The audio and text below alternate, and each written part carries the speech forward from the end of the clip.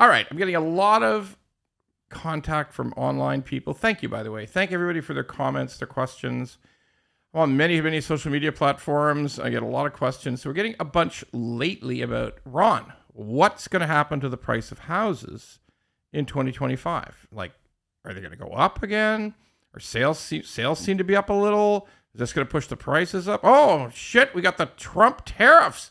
Oh, my God, is the world going to end? I mean, the rate's going to go back up. Is prime rate at the Bank of Canada going to go back up? I mean, whoa, we're in trouble. Okay, all right. Let's just settle down, okay? Like, always remember, I was around for the first Trump presidency, and Donald Trump promised he would build a wall of 100 feet tall right across the entire border of Mexico, and Mexico would pay for it. Yeah, they didn't pay for it, and the wall never got finished, and a bunch of stuff. But look, this is how things go. Inflation is down. It popped up a little. There are some possible clouds on the horizon, but inflation is down. The Canadian economy is not like the U.S. economy. The Canadian economy, particularly in Ontario, where 38% of all the people in Canada live, ain't going so hot. Like, there's a lot of issues going on right now. Construction trades, there's a tremendous reduction in residential builds, high rise, low rise. Like, I'm talking, it's crashing. And there's a lot of other problems.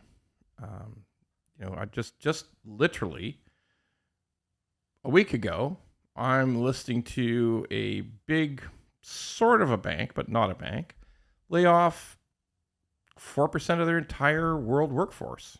And most of them working here in Toronto. So, yeah, like hundreds of people. Look, the economy's not great. And when the economy is not great, does that mean rates don't go down? Actually, no, it's the opposite. The worse the economy gets, the more ammunition the governor of the Bank of Canada, Tiff Macklin, has to reduce rates. So there will not be a 50 basis point drop.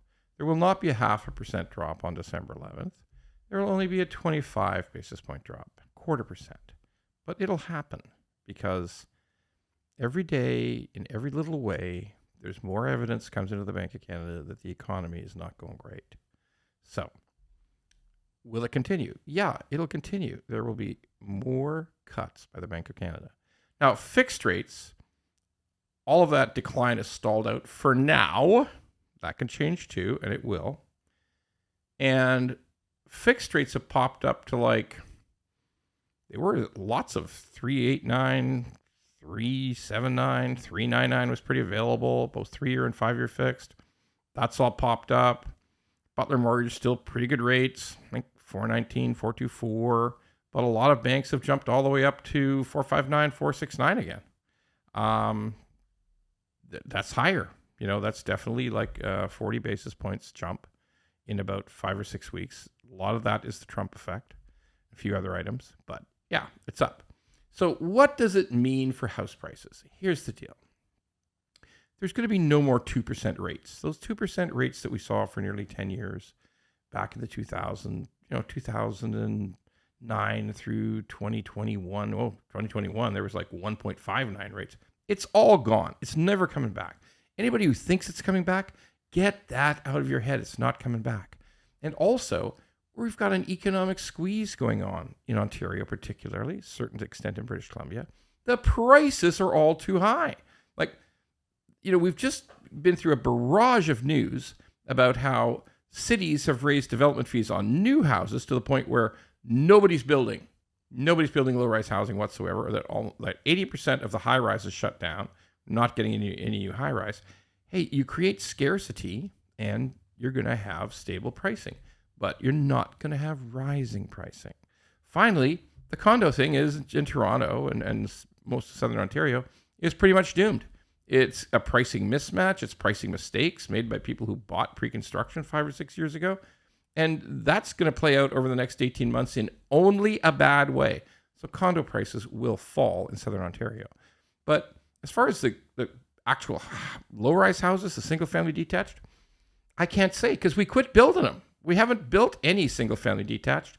We're hemmed in by a green belt rules that mean you can't build fuck all anywhere unless unless they change that. There's going to be no new subdivisions, no new cities or towns, and basically fucked. So if you can't build any new homes, then the scarcity, the rarity, the pricing of the existing single-family low-rise townhouse homes, that becomes very stable because they ain't making any more of it.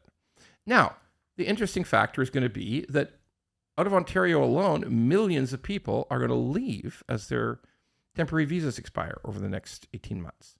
And hey, that's got to have some effect somewhere. So the best, most intelligent answer is that the next year, at least, between Trump, between our own economy, with the strange sudden turn where we're bringing in millions of people, and now a million people might have to leave, several million maybe, that's called chaos and extreme volatility. Here's what I believe.